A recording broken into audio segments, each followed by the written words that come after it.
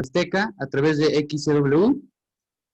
En el 85 ingresó a Televisa y en el 88 empezó a participar en el noticiero 24 horas conducido por Jacobo Zabludovsky, que mencionaba anteriormente el profesor Samuel, donde estuvo durante 10 años. Desde el 2003 trabaja en ESPN y tiene apariciones semanales en Canal 11. Actualmente es columnista en El Heraldo de México y conductor de Radio Fórmula y Grupo ASIR. Es el narrador de las corridas de toros para Televisa desde el 85 y autor de 21 libros, entre los que destacan El Toreo Verdad, Tauromaquia Mexicana, Imagen y Pensamiento, Contragolpe, Nuevo Retrato del Fútbol Mexicano, Personajes de la Cultura Popular, Silverio Pérez, Vertientes del Toreo Mexicano, Azulgrana, la historia del equipo de Atlante y la década inolvidable del fútbol mexicano de los años 70. En 2019 ganó el premio Emmy al mejor conductor de un programa deportivo de estudio, Fútbol Picante, de la Academia de ESPN. Y en septiembre de este año empezó a impartir un curso de periodismo deportivo a través de Zoom. Mi hermano, te doy la palabra. Gracias, Pablo. Qué gusto me da saludarte. Igualmente, Samuel, y a todos los que están participando el día de hoy en esta plática que voy a dar. Según acordé con Samuel, voy a retomar uno de los módulos del curso de periodismo deportivo que estoy impartiendo actualmente, ya en su segunda temporada, por fortuna. Y pues será muy interesante charlar un ratito acerca del periodismo deportivo. Yo aquí, Pablo, podré compartir pantalla, ¿verdad? ¿Ya eres anfitrión? Soy anfitrión también, perfecto. Entonces voy a poder compartir pantalla y he elegido la sesión número 2. Tenemos más o menos 45 minutos, ¿verdad, Samuel?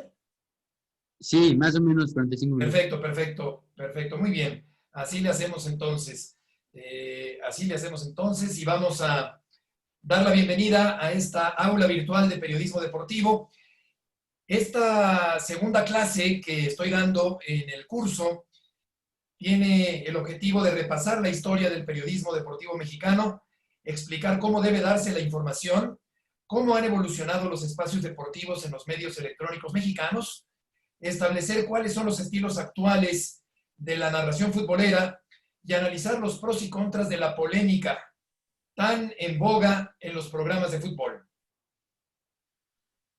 La transmisión de la pelea entre Luis Ángel Firpo y Jack Dempsey, celebrada en Nueva York en 1923, llegó a México en inglés y fue traducida casi simultáneamente para el público mexicano, convirtiéndose en el primer gran evento deportivo transmitido por radio en nuestro país. En los años 30 empezaron a transmitirse partidos de fútbol y corridas de toros por radio. El mismísimo primer día de transmisiones del Canal 4, el 1 de septiembre de 1950, salió al aire una entrevista con el equipo mexicano de natación.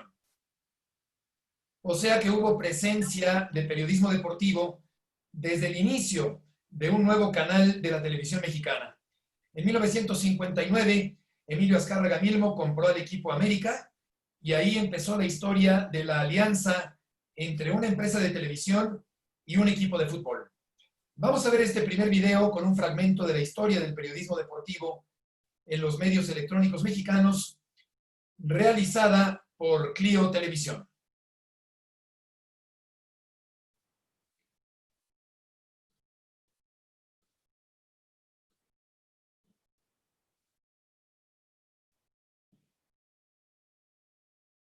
Así, el 21 de marzo de 1951, el Canal 2 empezó sus transmisiones en vivo en el Parque Delta, hoy Parque del Seguro Social, con la serie mexicana de béisbol. Las novelas Pemex y Ron Pizá se enfrentan en el Parque Delta.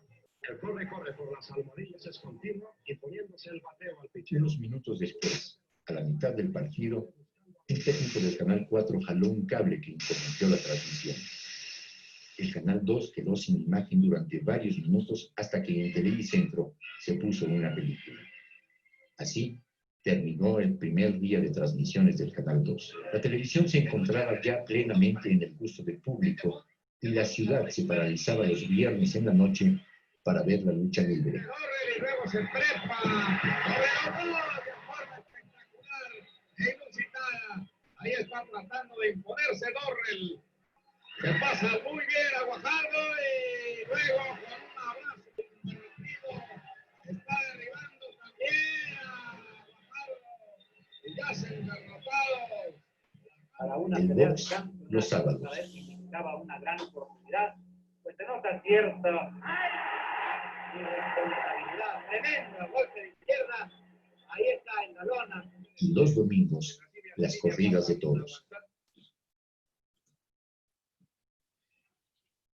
Vamos a ver ahora un video con la narración de uno de los más grandes cronistas deportivos que ha tenido México, Ángel Fernández, un hombre que dejó huella, que marcó una época brillantísima, imaginativa, de estilo propio y personalidad en las transmisiones de fútbol en la televisión mexicana.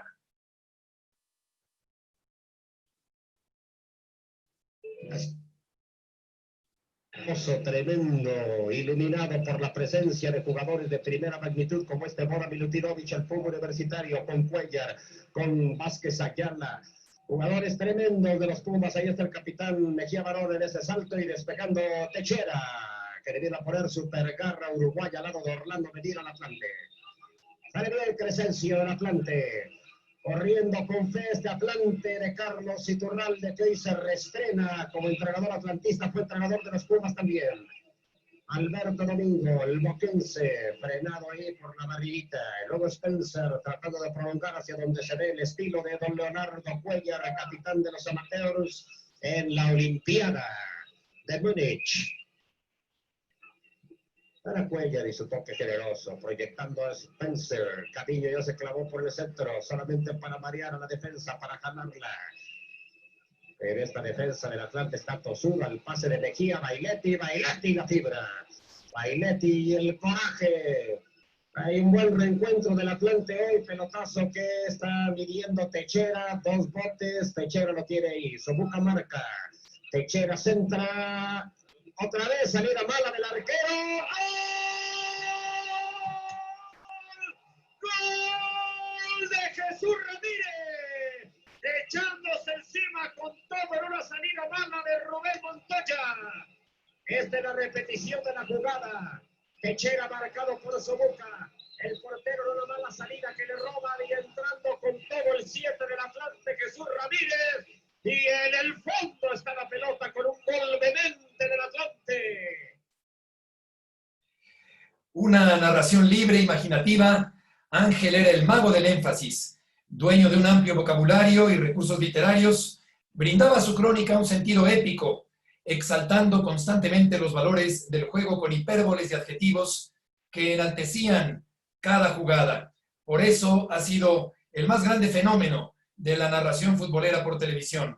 Estas hipérboles que son exageraciones de un relato o una circunstancia que encajaban perfectamente en el estilo de narración de Ángel Fernández. Vamos a ver este video con la experiencia personal del escritor Juan Villoro con Ángel Fernández.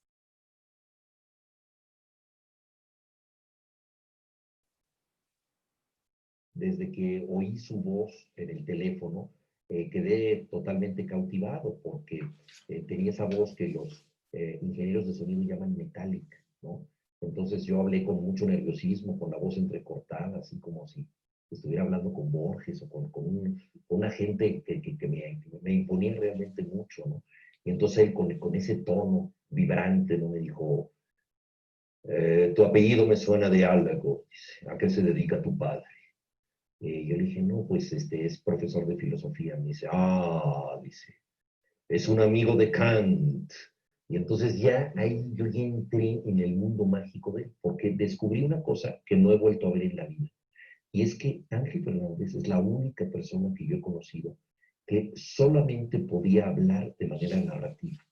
No podía hablar nada que fuera literal. O sea, no podía decir una frase común. Todo lo tenía que decir como si estuviera contando una historia, ¿no? Entonces yo llegué a su casa, ¿no? Y atrás de mí venía un jardinero con una guadaña muy grande para cegar el pasto, pero yo no lo vi. Entonces abrió el zaguán Ángel Fernández y yo lo iba a cerrar y me dice, espérate, atrás de ti viene Excalibur.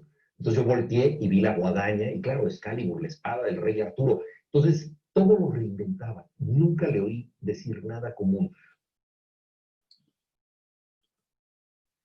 Los amigos de Apuntes de Rabona le hicieron esta entrevista a Juan Villoro.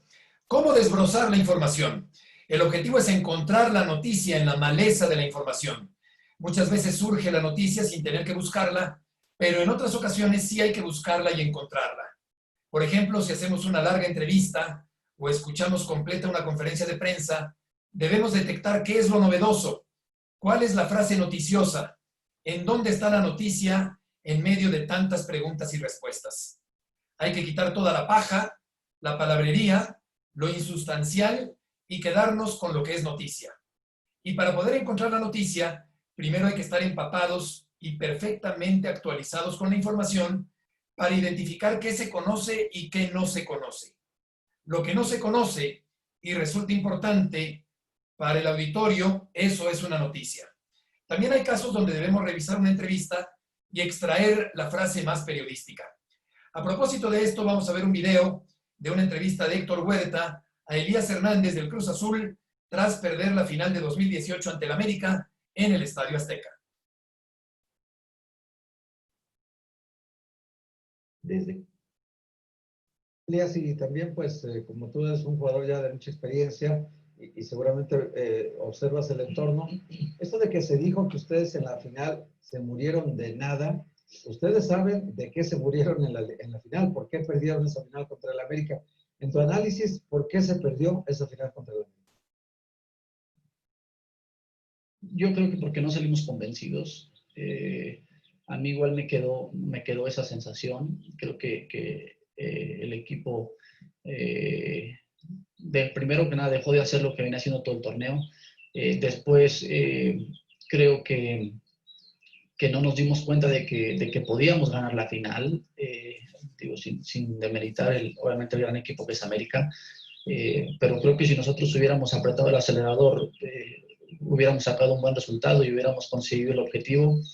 Creo que pasó más por esa parte, no por lo que el equipo deja de hacer, porque el equipo no supo jugar esa final, y terminamos regalándola. En esta entrevista, Elías Hernández dio 10 respuestas, pero en esta respuesta está la declaración que es periodísticamente importante. De hecho, están 2 declaraciones. No supimos ganar la final y regalamos la final al América. Se pueden hacer programas enteros a partir de esas 2 frases para analizar esa final en concreto y para ponerlas en contexto con lo que ha sucedido con el Cruz Azul en los últimos años. ¿Qué es una noticia y cómo desmenuzarla? La noticia es una información breve, sencilla, actual y llena de datos sobre algo que no se sabía. Como les comentaba a los alumnos en la primera sesión, hay veces que se dice, vamos a presentar este reportaje, cuando en realidad es una simple nota. La nota se caracteriza por ser breve y concisa. Junto con la noticia es importante agregar datos, por ejemplo, de un partido que ya terminó, en qué minuto cayeron los goles, cuál fue el marcador final, cuántos cambios y tarjetas hubo, quién fue el árbitro, un dato que por lo general se saltan los periodistas en sus crónicas, cuántos goles llevan los equipos en la temporada, cuántos puntos llevan los equipos, cuántas jornadas faltan para que termine el torneo, bajo qué clima se jugó, cuánta gente asistió.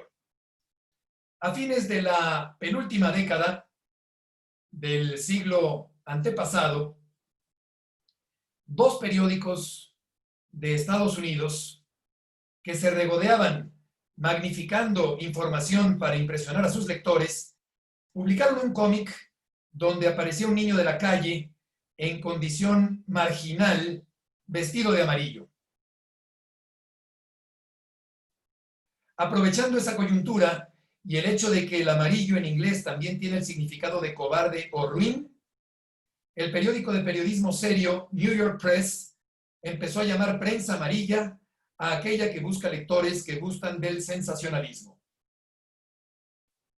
¿Cuánto dura una noticia? En estos tiempos de velocidad informativa, de inmediatez, dura apenas unas horas y pronto se convierte en historia. Lo que ahora mismo es noticia, al rato será historia. La noticia estará viva mientras se siga hablando de ella.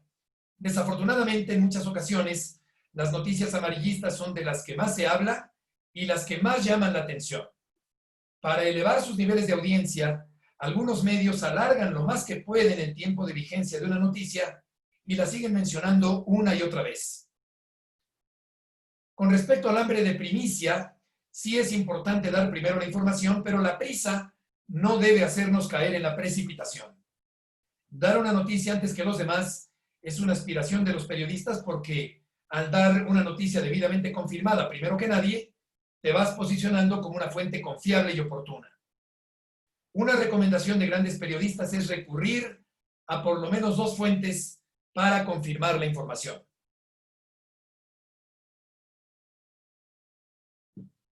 La oportunidad periodística es única e irrepetible. Frecuentemente encontramos obstáculos en los jefes de prensa de los equipos porque cuando solicitamos una entrevista con algún personaje que es noticia hoy, nos responden que ese personaje nos puede dar la entrevista la próxima semana. Pero yo quiero entrevistar a ese personaje hoy porque hoy es noticia. Los jefes de prensa de los clubes, no todos, pero varios de ellos, no son periodistas y por consiguiente no tienen un sentido periodístico, un sentido de oportunidad periodística. Claro que puedo entrevistar a ese personaje días después de que es noticia, pero entonces ya estamos hablando de otro tipo de entrevista, más reflexiva, más analítica. La oportunidad periodística tiene fecha de vencimiento, tiene su momento y no vuelve. Por eso debemos aprovecharla inmediatamente, por lo que decíamos antes, la noticia al rato será historia. ¿Cuáles son las diferencias entre la narración de radio y de televisión? La crónica de radio tiene que ser muy descriptiva, mientras que la de televisión debe reforzar las imágenes, ser su acompañante, su aderezo, su complemento. ¿Hay algo que el televidente vio, pero que requiere ser analizado? Para eso está el cronista y muy especialmente el comentarista de televisión. El comentario certero apuntala la imagen. El narrador Paco Reyes decía en los años 80, permítanme ser sus ojos durante los próximos 45 minutos.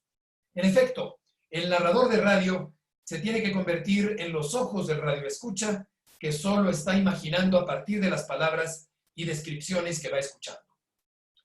¿Cuántos datos hay que llevar a la transmisión? Todos los que se puedan, pero no hay que usarlos a destajo, o no hay que sentirnos obligados a decirlos todos, solo los que sean oportunos. No hay que saturar al televidente con datos. Demasiados números, demasiadas estadísticas, el auditorio no los retiene.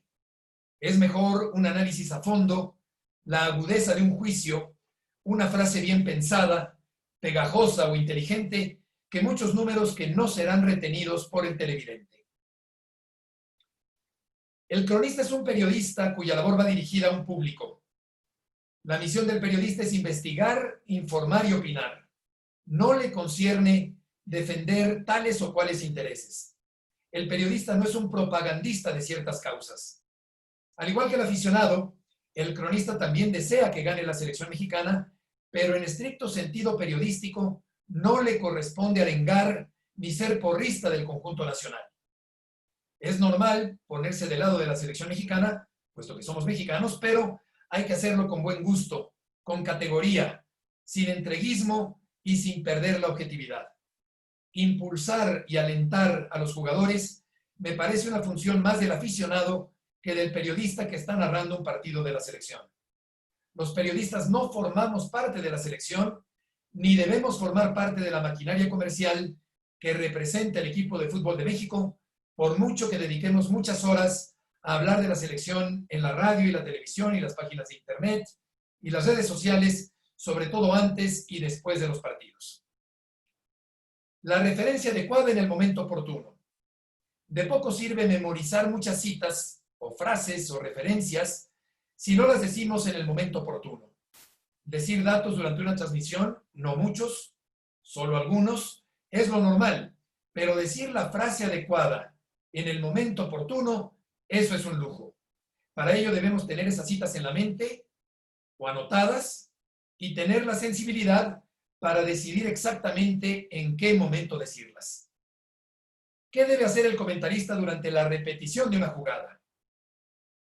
La repetición de una jugada es la brillante oportunidad de señalar el punto fino de la acción sin repetir torpemente lo que el narrador acaba de reseñar y el público televidente acaba de ver. La repetición no hay que narrarla, hay que interpretarla. Por otra parte, sin ser su maestro ni mucho menos, he insistido a mis compañeros comentaristas de las transmisiones taurinas a lo largo de 35 años que no se sientan obligados a hablar cuando el narrador calla. Los silencios son muy disfrutables y que no hay que encimarse sobre el sonido de los aplausos del público. El cronista debe tener la sensibilidad de entrar en sintonía con lo que está sucediendo en el ruedo. Creo también que hay que hacer una pequeña pausa después de una frase afortunada para que pese, para que se quede retumbando en el ambiente, para que la asimile el oyente. ¿Cómo se armaba la sección deportiva de un noticiero hace 30 años? El presentador hacía todo. Decidía el contenido de la sección, el orden de las notas, las imágenes que las iban a acompañar, cuáles notas iban con sonido y cuáles sin sonido, en qué momento había que regresar a cuadro. Incluso dibujaba manualmente los gráficos para darle una idea al diseñador. Actualmente en ESPN un productor se encarga de decidir el contenido de un programa con la estrecha colaboración del conductor que tiene la autoridad para tomar decisiones sobre la marcha, es decir, durante el programa. ¿Cómo ha cambiado el periodismo deportivo en los últimos 40 años?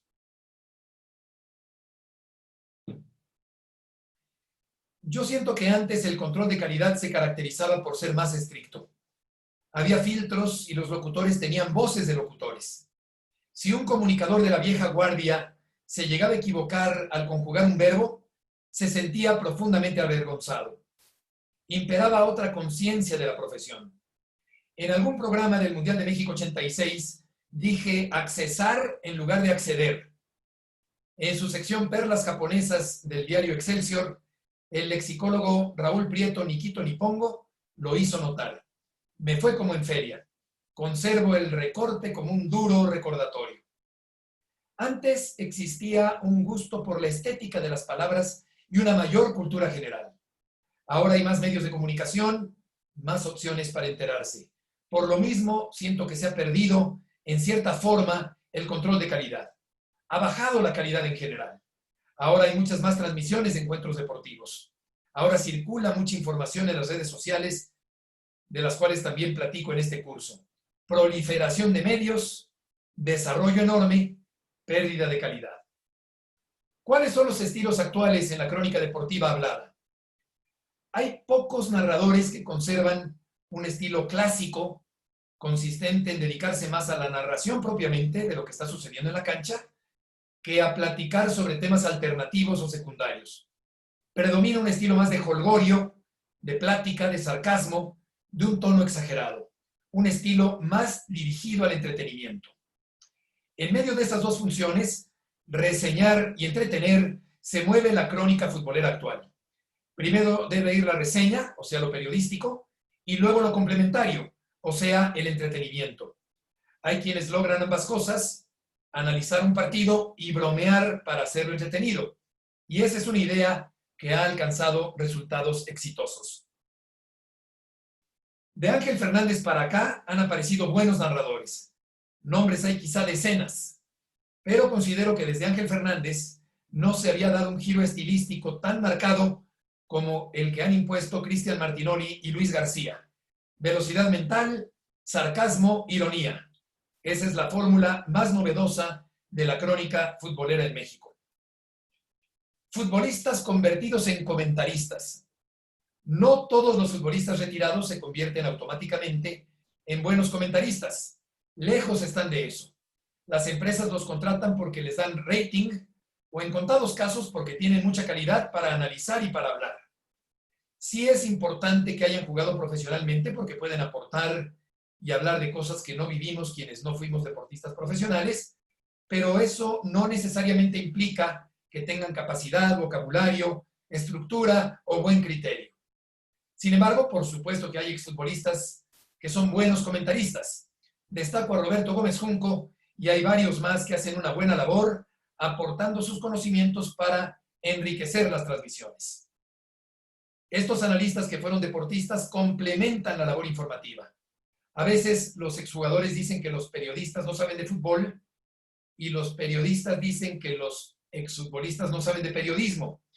Pero yo creo que sobre la base del periodismo, algunos exjugadores o extécnicos pueden apuntalar un buen programa de análisis en la televisión. El reino de los barbarismos. Con respecto a las formas de hablar y de hacer periodismo, se pega lo malo porque es más fácil de copiar que lo bien dicho y mejor estructurado. La lengua está viva y es cambiante. Por consiguiente, existe una gran cantidad de vicios del lenguaje y hoy en día es común escuchar extranjerismos y vulgarismos, pero sobre todo barbaridades y barbarismos por parte de los locutores, y como nadie los corrige, las pifias se multiplican impunemente, restando calidad a lo que se dice en la radio y la televisión. Se ha restado importancia a la correcta expresión. Se utilizan palabras que no existen. Se me dirá que sí existen, puesto que se escriben, no se pronuncian. Está bien, vamos a decir que esos inventos no están registrados en el diccionario de la Real Academia Española. En El laberinto de la soledad, Octavio Paz se refiere a la sintaxis bárbara en los diarios y la diaria deshonra de la palabra en altavoces y radios. Esta es una lista de 37 dislates que he escuchado recientemente en la televisión.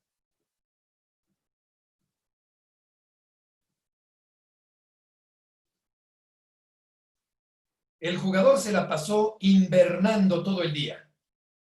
Lo correcto, obviamente, es decir, hibernando. Las Chivas tendrán 2 partidos inganables. La palabra inganables no existe. No hubo una pronunciación por parte de la directiva. Lo correcto es pronunciamiento. Pronunciarse, manifestarse a favor o en contra de algo. Ese señor tiene garraspera. Lo correcto es decir, carraspera con C inicial. Regresó el pasto natural que fue tan épico en el Estadio Azteca. Yo creo que es mejor decir tan común, tan utilizado, tan acostumbrado. Esto no es beneficencia. Lo correcto es decir beneficencia, desde luego. Llegó el ángel de la guardia. Lo correcto es ángel de la guarda. Esto lo he vivido de carne propia. Hay que decir en carne propia. La área de prensa del Toluca trabaja muy bien. El área, la palabra área es un sustantivo femenino, pero como termina con la letra A, se antepone el artículo en. La liga tiene una asignación pendiente. No es asignación, es asignatura o materia pendiente. Los 2 equipos capitalinos salieron aerosos. Debe ser airosos. El Veracruz tiró todo en la borda. Por la borda, tirar todo por el canto superior del costado de un barco. El torero forza al toro. Fuerza es la conjugación correcta del tiempo presente del verbo forzar en tercera persona. Alexis Vega condució muy bien. Debe ser, obviamente, condujo. Rubén Sambueza ha marcado una diferencia totalmente diferente. Eso es una redundancia. Lo hacen para sanear las heridas. Lo correcto es sanar las heridas. No toda, pero un pedazo de la gente estaba agresiva en las tribunas. La gente no se divide en pedazos, en todo caso en sectores, en grupos. La Volpe estuvo inverso en el problema de la podóloga. Inmerso porque no estuvo al revés, sino que estuvo adentro del problema. La gente abarrotó los boletos para este clásico tapatío. Los espacios se abarrotan, se colman, pero los boletos se agotan. Al entrenador del Morelia le van a dar $70,000 constantes y sonantes. Es contantes y sonantes. Contante porque se cuenta, no constante porque sea frecuente. A veces escuchamos frases mal dichas y así las aprendemos y así las repetimos. La Plaza México ha sido testiga de grandes faenas. El sustantivo testigo no tiene género gramatical, sino que se construye con artículos, adjetivos y pronombres para aludir al sexo masculino o femenino respectivamente. La eliminación del Necaxa prende de un hilo. Es pender, no prender. Rayados goleó el día de anoche. Pues es tan sencillo como decir goleó anoche. Lo que ha hecho Guede es totalmente aplausible. Aplausible no existe, la palabra correcta es plausible. A Guede le encanta mucho la táctica. La palabra encantar es un verbo transitivo que significa gustar mucho, así que no se puede decir me encanta mucho. Chicharito tiene hartados a los directivos. Tiene hartos a los directivos. La demanda que ha impuesto, las demandas no se imponen, se interponen, o sea, se meten. No tomaron con buenos ojos, no vieron con buenos ojos. El granito en el arroz. Bueno, el arroz es un grano, lo correcto es decir el negrito, o sea, el grano oscuro contrastando con el arroz blanco. El mariscal de campo y el receptor siempre tienen que estar en sinfonía. Pues ni que fueran músicos, lo correcto es decir en sintonía.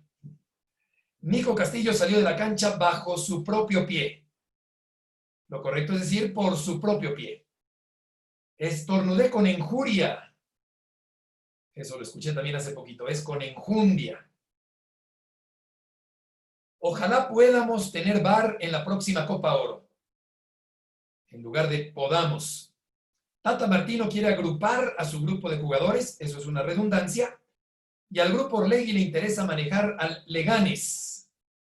Leganés, con acento en la segunda E, es una ciudad y municipio de España. La polémica es controversia y la controversia es una discusión de opiniones contrapuestas entre dos o más personas. La polémica es sabrosa, el tema del fútbol es apasionante. La polémica puede ser llamativa o escandalizadora o acalorada, pero para que sea provechosa tiene que tener argumentación y sustancia. Discutir tonterías es una polémica absurda, intrascendente y vacía. No es necesario gritar para decir la verdad. No es necesario despeinarnos para defender nuestra verdad. En este video vamos a conocer la opinión de Roberto Gómez Junco sobre la polémica en los programas deportivos.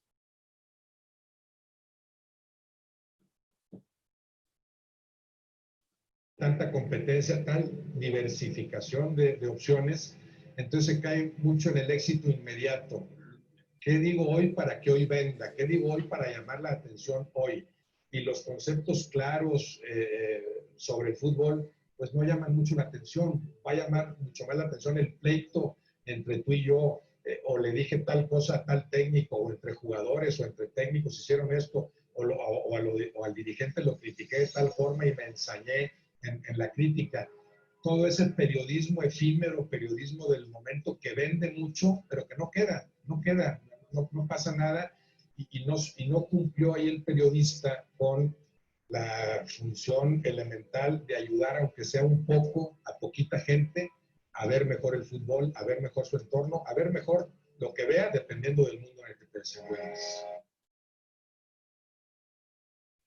Resulta fundamental no trivializar ni perder calidad en los programas deportivos. También me parece fundamental no sacar las discusiones de contexto ni extrapolar la importancia que tiene el deporte.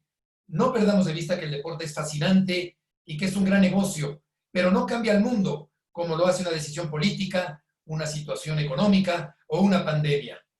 En un artículo que me recomendó Samuel, que me parece interesantísimo, de José Luis Rojas Torrijos, este maestro español establece lo siguiente sobre los programas deportivos en España, con los que guardan cierto parecido a algunos programas mexicanos. Lo que pusieron de manifiesto algunos programas deportivos en España fue que el infoentretenimiento, más que temático, es puramente estilístico, de forma que la adopción de este género no solo considera la elección de un determinado tipo de contenidos, sino sobre todo un particular tratamiento de la información caracterizado por una presentación de los hechos más superficial y sensacionalista, el uso de un lenguaje coloquial y un estilo informal, la inclusión del rumor, la anécdota y el morbo del conflicto como categorías pretendidamente noticiosas, la poca calidad y pluralidad de las fuentes consultadas y, en suma, una puesta en escena que a duras penas puede considerarse como puramente periodística. Ese mismo estilo se ha reproducido en sucesivos programas de tertulia deportiva que han eclosionado en las diferentes cadenas en los últimos años y que se han extendido más allá del fin de semana hasta contar incluso con un espacio diario nocturno en las parrillas televisivas. Pocos grupos mediáticos, de hecho, se han resistido a la tentación de poder contar con su particular late show deportivo, pues se trata de un producto que no exige en principio grandes inversiones, al mismo tiempo que busca aprovechar el reclamo de tener en nómina a un grupo de contertulios más o menos populares con el principal propósito de ganar audiencia. El mismo Rojas Torrijos establece lo siguiente. Tanta competencia, tal. Aunque entretenimiento e información no son términos contradictorios, sino más bien complementarios, el infoentretenimiento empieza a ser cuestionable cuando deja de dar noticias, cuando el entretenimiento prevalece sobre el compromiso profesional de ofrecer al ciudadano la información que necesita para comprender el mundo que lo rodea y hacerlo además de forma que la gente quiera prestarle atención. Y esto es lo que está ocurriendo tanto en programas deportivos de radio y televisión como en determinados espacios de diarios impresos y medios digitales que apelan a la emotividad y la magnificación de hechos, declaraciones e imágenes con el objetivo de llamar la atención antes que informar. Asimismo, hay que advertir que el infoentretenimiento no tiene por qué concebirse como algo liviano y superficial, sino como un formato que puede resultar aún más atractivo cuando incorpora contenidos periodísticos bien trabajados. Eso no solo es deseable, además es posible desde el mismo momento en que se huye de la vulgaridad y la trivialidad y se producen contenidos capaces de interesar a una mayoría de los televidentes porque han sido elaborados con rigor profesional, creatividad y buen gusto. Hasta aquí las palabras de José Luis Rojas Torrijos, que me parece que debemos tenerlas en cuenta todos los que hacemos programas deportivos en la televisión.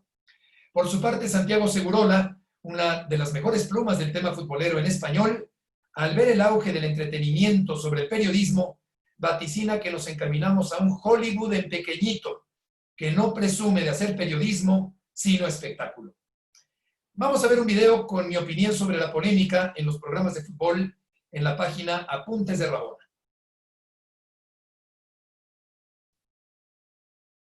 Hay una tendencia de polémica, de gritos y sombrerazos que convierten a veces los programas en auténticos mercados, y a mí eso no me gusta, no va con mi forma de ser, ni con mi personalidad, ni con mi forma de entender el periodismo. Yo comprendo que la polémica es sabrosa, pero pienso que la polémica no tiene que ser inventada, tiene que provenir de un tema que realmente propicie esa polémica, y sobre todo creo en la argumentación, no en los gritos y en las descalificaciones.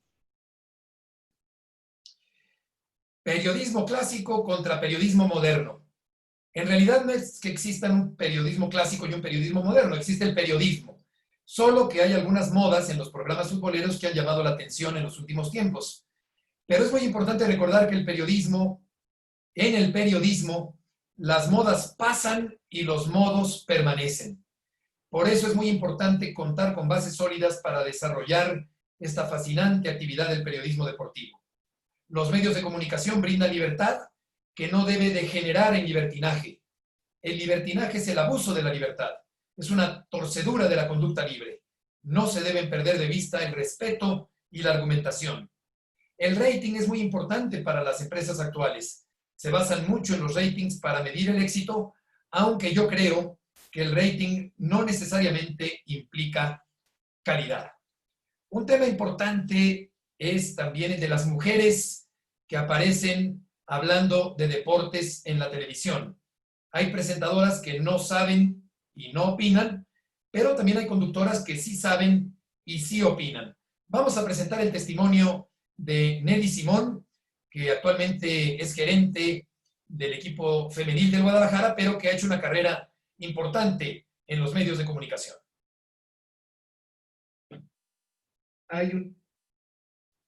Nelly, adelante, vamos a escucharte. La primera pregunta que te quiero hacer, además de felicitarte con el gusto de recibirte en el curso el día de hoy, es ¿Cómo llegaste a los medios de comunicación? Eres actualmente la gerente deportiva del equipo de las Chivas Femeniles allá en Guadalajara. Gusto en saludarte. Hola Beto, ¿me escucho? ¿Me escuchan? ¿Sí? Antes que nada, te mando un abrazo muy, muy fuerte y un saludo, por supuesto, a todos los integrantes y los que son parte de este curso que estás impartiendo, Beto. Muy contenta de estar aquí contigo y poder compartir estos minutos. ¿Cómo llegué a los medios de comunicación?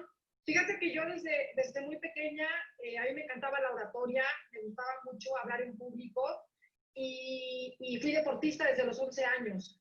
Ya a los 12 años estaba yo en el equipo de natación y obviamente por consecuencia me fui metiendo cada vez más en el deporte de alto rendimiento. Cuando yo termino de estudiar la preparatoria decido estudiar teatro clásico y cuando termino de estudiar teatro clásico el director, que era ruso además, se acercó conmigo, me entregó mi diploma y me dijo que era buena para el teatro pero que no me equivocara, que lo mío eran los deportes y que mi camino tenía que ir hacia otro lado. Casualmente cuando termino la escuela de teatro me llega una oportunidad de entrar al Canal 11, fui a hacer casting para un programa de deportes, me quedo y ahí empieza mi carrera, Beto. Era más un programa de deportes extremos, de conducir, y ahí llego a Radio Monitor 3 años con José Ramón Fernández Gutiérrez en Quevedo, y creo que ahí fue donde me di cuenta que era lo que quería. Y ahí me puse mi primer objetivo en ser la primera mujer en México que pudiera debatir en una mesa con argumentos, estar en una mesa seria. Y ahí pasé a TV Azteca y después, bueno, 14 años en ESPN, pero así es como se da mi llegada a los medios. Es un excelente resumen el que haces, Nelly, y muy importante porque yo creo que hay una etiqueta colocada a veces sobre las mujeres que se dedican al periodismo deportivo. Te preguntaría, ¿qué obstáculos encontraste como mujer para crecer como comentarista deportiva? Muchos, Neto. La realidad es que muchos. Yo tenía que demostrar el doble, yo tenía que esforzarme 4 veces más. Yo no tenía credibilidad ante la gente que estaba cerca. No puedo generalizar porque nunca puedes generalizar, o sea, no hablo de un 100%, pero sí la mayoría de la gente que estaba alrededor de mí en los diferentes trabajos, le costaba trabajo aceptar o entender que yo también me preparaba y que yo quería demostrar que me gustaba el fútbol o que me gustaban otros deportes y que podía debatir. Entonces yo veía pasar compañeros, hombres, que les daban oportunidad a cuadro, que les daban oportunidad de entrevistar y siempre tenía yo que ser la última, pero después de todo y de todo el trabajo y de todo el estudio, Beto, creo que la persistencia fue lo que me dio a mí pues al final, que fue la llave y fue la herramienta clave para poder llegar, pero me encontré ante eso y me encontré también, y lo mencionabas hace un minuto, ¿no? El estereotipo de la mujer en los medios de comunicación deportivos está muy claro y muchas veces se van más por el tema físico y yo no tengo ningún problema en decirlo, ¿eh? Yo siempre me visualicé como una mujer seria, no porque el otro esté mal, simplemente cada una tiene que tener un objetivo, pero siempre lo mío fue prepararme culturalmente hablando, prepararme en otro tipo de cuestiones y dejar el físico a un lado. Pero si entras en un conflicto con las compañías, con las empresas, porque le dan prioridad a ese tema. Y a mí me costó mucho trabajo demostrar por la parte intelectual, pero al final también sé que cuando uno quiere y se pone el objetivo muy claro y realmente trabaja hacia allá, se puede conseguir. Pues es un testimonio impecable y a la vez implacable y muy claro sobre lo que ocurre con muchas mujeres que batallan para hacerse de un nombre y de un lugar en los programas de debate. Yo siempre he dicho que tú encajarías perfectamente bien debatiendo con hombres sobre el tema futbolero. Por último, Nelly, te preguntaría, ¿qué necesita hacer la mujer para romper con los estereotipos, ser tomada en serio y tener una opinión de peso en los programas deportivos? Prepararse, Beto, prepararse y no preocuparse por el tema físico. Y siempre lo digo en mis conferencias. El día que la mujer deje de pensar que el físico le va a dar para estar atrás de una pantalla, creo que está lejos de conseguir su objetivo. Hay que prepararse, hay que leer mucho, hay que tener mucha disciplina, hay que tener mucho carácter, Beto. Siempre lo he dicho, la mujer que quiera estar en una mesa de debate no solamente tiene que leer estadísticas, tiene que ver fútbol, tiene que prepararse en muchos ámbitos. Tener un micrófono es una gran responsabilidad, porque lo que tú estés diciendo y el comentario que tú ejerces va a impactar, obviamente, en cierto auditorio. Entonces, tienes que tener mucha cautela, mucha preparación, pero sobre todo argumentos para poder dar algún punto de vista. Desgraciadamente también el tema deportivo en las mesas se ha vuelto de muchos gritos y de muchas cosas que tampoco yo comparto, pero al final, bueno, sé que es parte de, así que prepararse, tener el objetivo muy claro, nunca ceder ante lo que uno no quiere y tener muy claro hacia dónde quiere ir. Y creo que esas son las herramientas y ser serios en lo que queremos, Beto. Solamente eso y creer en nosotras mismas. Muy importante, Nelly. Por último, ¿cómo te está yendo ahora en esta nueva faceta de tu vida en el mundo deportivo allá con las Chivas en Guadalajara? Estoy feliz, Beto. Estoy cumpliendo un sueño, estoy trabajando. Estar de este lado del fútbol genera un reto y una responsabilidad enorme, pero creo que la vida me preparó después de estar 21 años en los medios de comunicación. Y tú lo sabes, talonearle atrás de las cámaras, también estar en entrenamientos, me titulé como directora técnica. Y al final, pues la clave es quererlo con todo el corazón, luchar. Estoy muy contenta. Ahora que se abran los estadios, te espero por acá para que nos vengas a ver jugar. Perfecto, Nelly, querida. Muchas gracias por tu testimonio el día de hoy. Que te vaya muy bien y muchas felicidades y mucha suerte en lo que viene por delante. Gracias, Beto, y un saludo y un abrazo a todos por allá. Aprovechen este curso que es extraordinario. Bye, bye. Gracias, Nelly. José Luis Rojas Torrijos comenta: la rosificación y el sesgo masculino del periodismo deportivo tienen como consecuencia, por un lado, la transmisión de estereotipos tradicionales a través de un lenguaje textual y visual de corte sexista, que tiende a resaltar más la apariencia física de la mujer que sus proezas como profesional. Y por otra parte, la invisibilidad o infrarrepresentación de las mujeres deportistas, que apenas protagonizan noticias y cualitativamente quedan relegadas a espacios informativos insignificantes. Vamos a hablar ya casi por terminar de las famosas muletillas que se dan también muy frecuentemente en los medios de comunicación. La muletilla es una palabra o una voz o una expresión que se intercala con demasiada frecuencia al hablar. Son apoyaturas para sostener el habla o para recuperarse de pequeños bloqueos mentales que impiden hablar de manera fluida. A veces decimos una muletilla mientras encontramos la siguiente palabra. Hay que eliminarlas. Las muletillas entrecortan el discurso, reflejan una cierta inseguridad y falta de dominio del tema de quien está hablando. Bueno, pues, dijo, o sea, son algunas muletillas de uso muy común en los medios de comunicación. Una sugerencia es grabar nuestra voz al decir un mensaje. Así nos podremos dar cuenta de cuántas muletillas decimos. Si hacemos conciencia de que las decimos, las podremos erradicar. Otra sugerencia es que en cuanto estemos a punto de decir una muletilla, mejor hagamos un pequeñísimo silencio antes de seguir con nuestra idea hablada y así evitaremos decir alguna muletilla. El penúltimo tema es la hemorragia de apodos.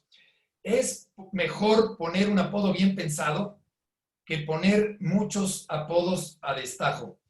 Existe un cronista que ha puesto aproximadamente 245 apodos a distintos jugadores de todo el mundo. Eso es un exceso.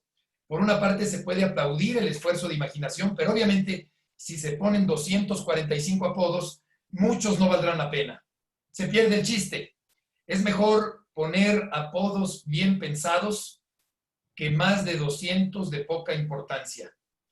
Volvemos a la figura de Ángel Fernández, ponía apodos con una inspiración literaria. Enrique Borja era el Cyrano, porque era el goleador del América, tenía una nariz muy grande, como la del personaje central de la obra Cyrano de Bergerac. Jesús Rico era Black Pepper, porque su piel era de color oscuro como el de los granos de pimienta. Gerardo Lugo era jefe pelo amarillo porque se pintó el pelo de ese color para que su padre, que no veía bien de lejos, lo pudiera distinguir desde las tribunas del Estadio Azteca. Leonardo Cuellar aparecía como el león de la metro, porque con su melena al estilo afro se parecía al león que aparece al principio de las películas de los estudios cinematográficos Metro-Goldwyn-Mayer. O Miguel Marín, que era el Superman porque volaba por los aires. Pocos apodos bien puestos, todos tienen que tener una medida hasta para apodar a los futbolistas. Y por último, la influencia sudamericana. Desde la dinámica muy radiofónica para narrar partidos de fútbol hasta la utilización de muchas palabras existe una cierta influencia sudamericana en las transmisiones de fútbol en México. Se ha puesto de moda, por ejemplo, decir se viene en lugar de viene. Se viene la final del torneo, se viene la jornada 14 del torneo, en lugar de decir simplemente viene la final del torneo, viene la jornada 14 del torneo. Se puede decir que estos son extranjerismos y esta es, querido Samuel, el segundo módulo de la segunda temporada del curso de periodismo deportivo que he compartido con ustedes el día de hoy. Muchas gracias, Beto. Platícanos antes de pasar a las preguntas. ¿Qué viene para el curso? ¿Dónde te pueden localizar? Nosotros hemos mandado el flyer que nos compartiste, pero no sé si quieras comentarlo brevemente. Sí, Samuel, muchas gracias. Pues ya ahora se agotó el cupo para esta segunda temporada, pero calculo que en el mes de enero en las redes sociales se estaría anunciando el lanzamiento de una tercera temporada del curso que afortunadamente ha tenido muy buenas respuestas hasta el momento.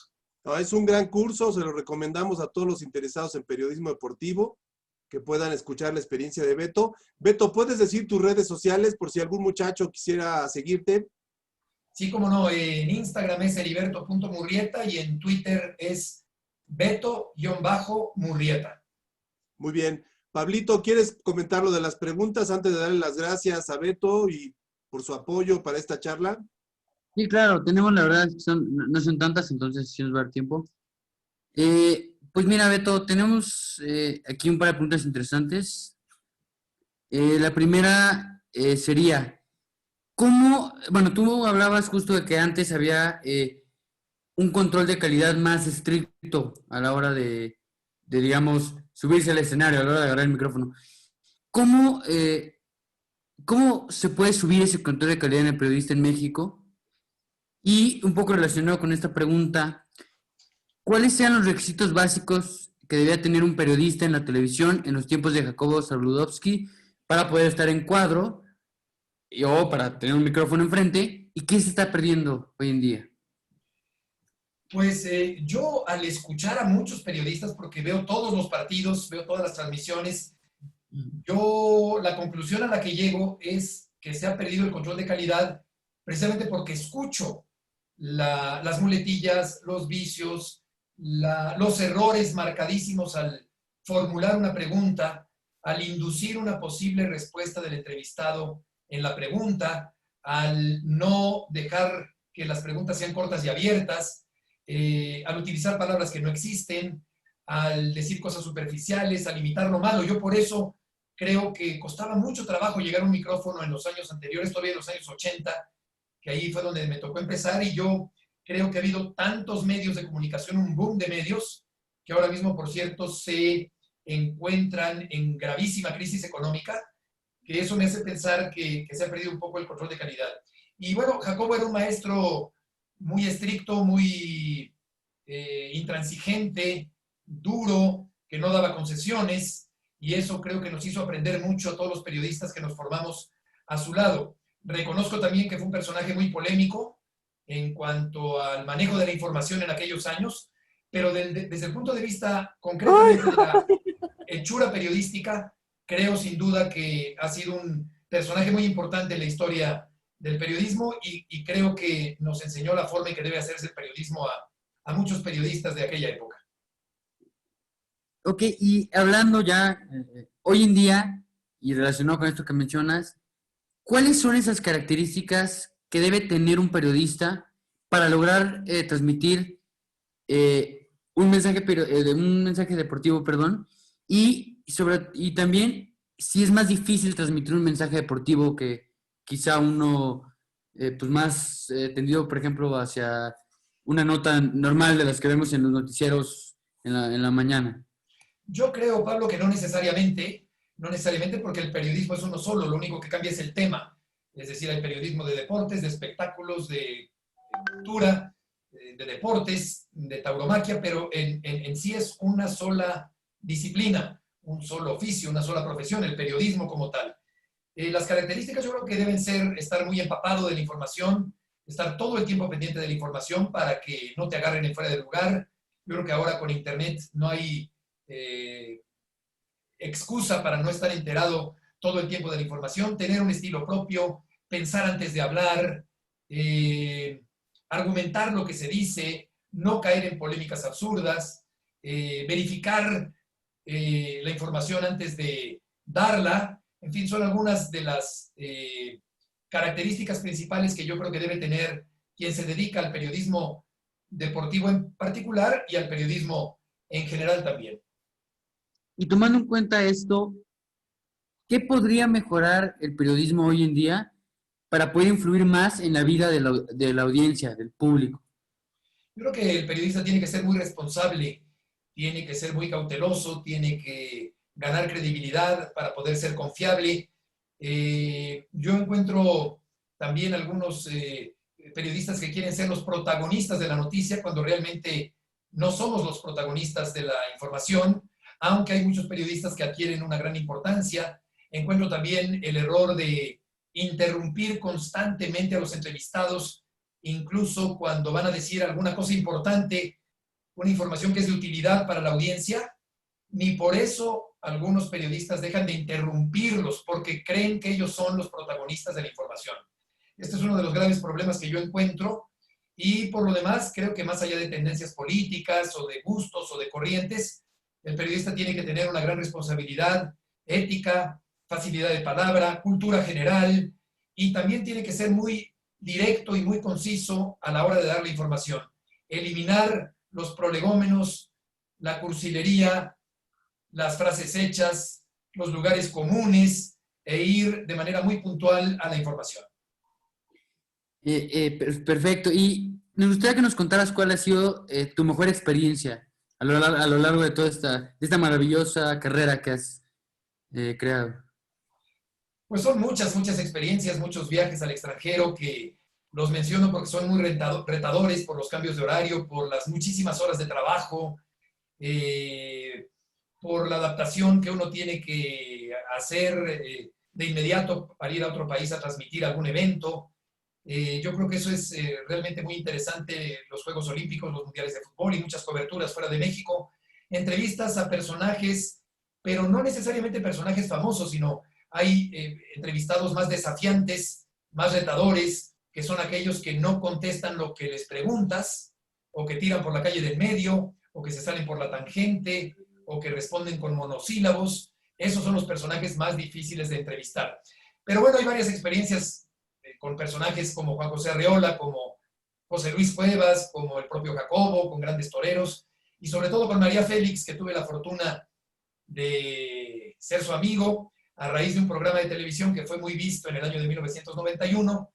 Hicimos una amistad a todo dar y pude descubrir no únicamente un personaje con altivez o con excesiva vanidad o con petulancia o con altanería, sino también a una mujer muy agradable, muy simpática y muy culta, que pues me hacía sentir muy halagado porque me veía en los programas y me escuchaba en las transmisiones y sabía mi tono de voz y mis frases y pues para un joven de 21 años eso fue muy halagador, ese contacto y esa amistad que pude trabar con un gran personaje, quizá la actriz más conocida en la historia del cine mexicano.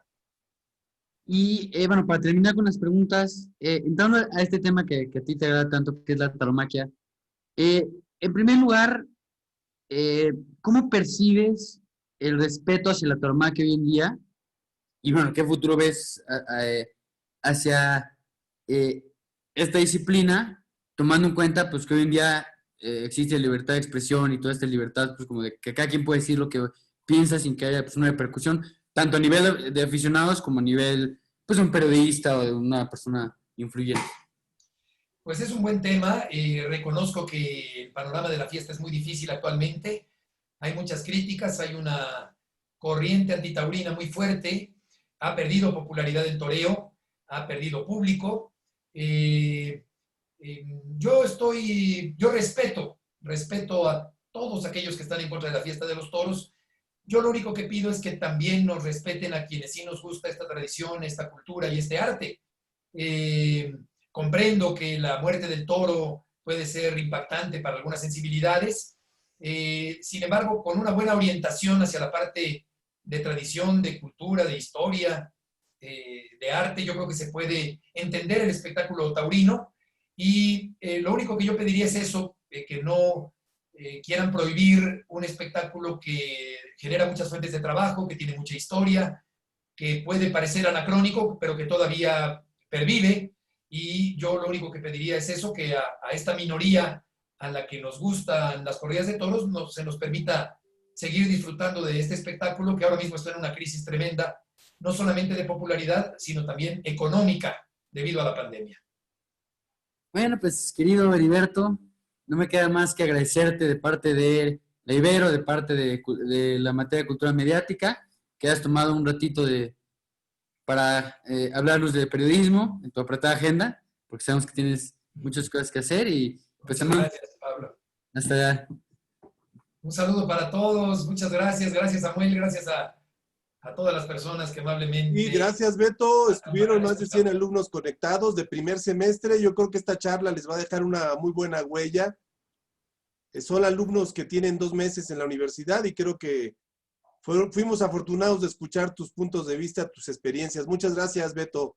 Al contrario, Samuel, un abrazo para ti, para Pablo y para todos los que amablemente me han escuchado. Que les vaya muy bien. Gracias. Buena tarde. Hasta luego. Buenas tardes. Chao. Sí, agradecer al profesor y a los alumnos que estuvieron con nosotros, ¿no, Samuel? Es correcto. Gracias a todos. Gracias. Nos vemos la próxima. Gracias, Gabriela. Nos vemos, Samuel. Hasta luego, buenas tardes. Gracias. Nos vemos, Sam. Saludos a todos. Abrazo. Gracias. Igual, gracias. Nos vemos. Gracias. Chau, chau.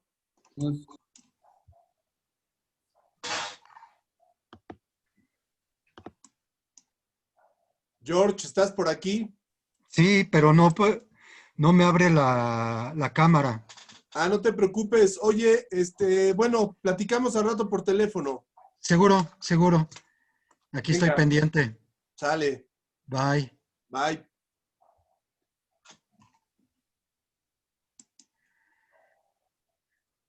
Ok.